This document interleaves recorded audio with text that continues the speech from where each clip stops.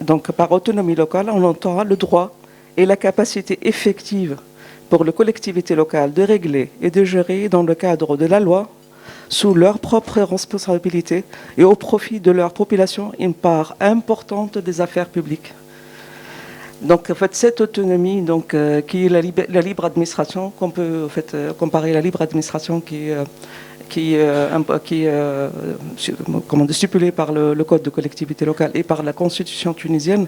Donc cette autonomie locale, elle doit s'exercer. Et, en fait, et la manière, et en tout cas les traités internationaux, donc la Charte européenne de l'autonomie locale, en fait, donne cette clause générale de compétence, en tout cas aux communes. Après la réglementation, chaque État membre a dû en fait, s'approprier ces règles et, selon le contexte.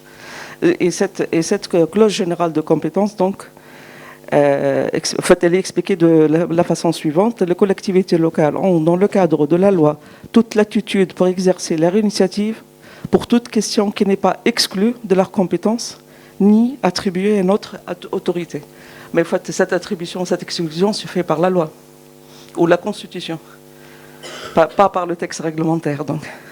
Donc c'est la loi en fait, qui gère un peu cette question de relation entre l'État central et les collectivités locales.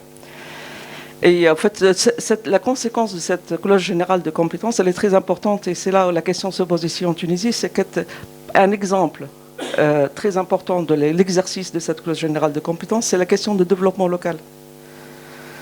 En fait, pour le traité international, en fait, l'autonomie locale et cette clause générale de compétence rendent les collectivités locales comme des acteurs de développement local. Et le développement local, c'est-à-dire cette capacité de mettre ensemble les acteurs, de faire appel au capital social et de travailler sur toute la question de développement économique et la création de richesses au niveau local. Donc la conséquence immédiate de cette clause générale de compétence, c'est que les communes sont chargées complètement de développement local sur leur territoire. Et donc, en fait, ils deviennent alors des acteurs de développement et pas seulement juste des agences prestataires de services comme la collecte des déchets ou autres, comme c'est le cas aujourd'hui de nos communes en Tunisie.